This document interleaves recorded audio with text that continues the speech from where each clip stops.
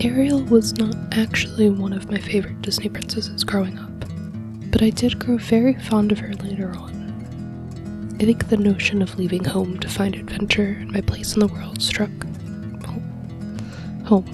When I decided to go to my first con, I was lucky enough to go with my musketeers, two of my best friends, and we decided to do a group cosplay of Disney princesses, so Ariel was a natural fit.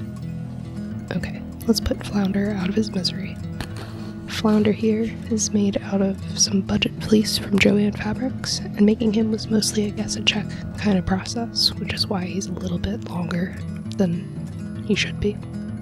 For me though, the crowning achievement was his terrified expression. Fish that are on land shouldn't be happy about it, right? As for my costume, this iteration is comprised of a blouse, a corset, and a pair of culottes.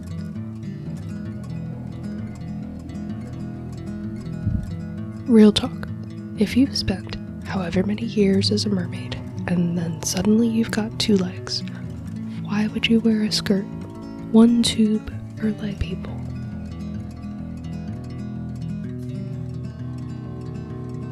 But in all seriousness, these are the Tanya culottes from Megan Nielsen Patterns, lengthened and made out of a linen cotton blend dyed with fiber reactive dyes. I also gave them an elastic back for ease that was a little bit too big originally, and I've had to sew down since. Oh, and they have wonderfully large pockets. The blouse is a lightly altered onyx top by Paprika Patterns because I love that pattern.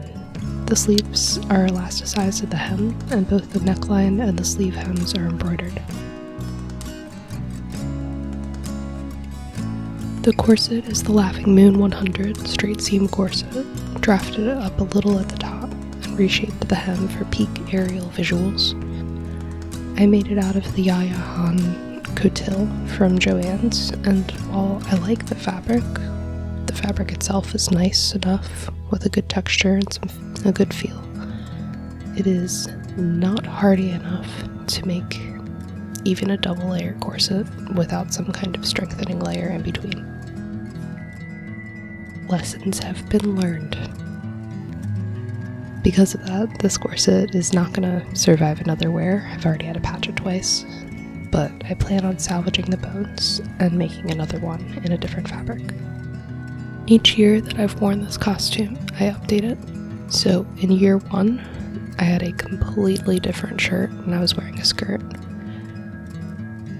Year 2, I used the culottes pattern, but I made it out of this very drapey rayon, and it was very fragile, and it tore multiple times.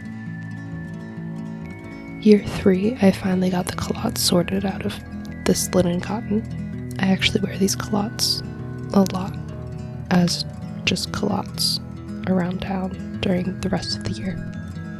And then last year, year 4, I had the idea to make a steampunk warrior version.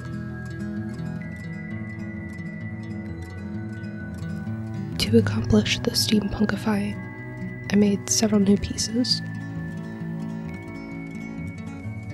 First, I'll show you the wire crown that I covered in hot glue and pearls to make it look a bit more coral-like. I'm really proud of this crown.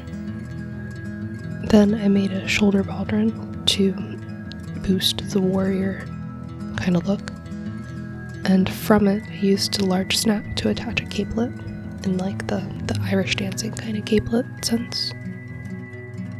That capelet is made out of a lightweight turquoise fabric that's very floaty, and a net that may have taken me more time to make than the rest of all the new pieces alone. Netting is really hard. There's a lot of tangling involved. I designed a system of belts and pouches to add to the costume, made out of a combination of leather, metal findings, and a bit of felt. I do regret the felt because I learned that even with contact cement, felt and leather do not go together, but I was heavily in con crunch mode while doing this update. So everything's fine. Just fine. It's alright. I do think that I'm gonna remake this purse pouch thing at some point, but for right now I need to get over the whole felt thing. Even Flounder got some goggles for the con that they broke on the way back to my lodging.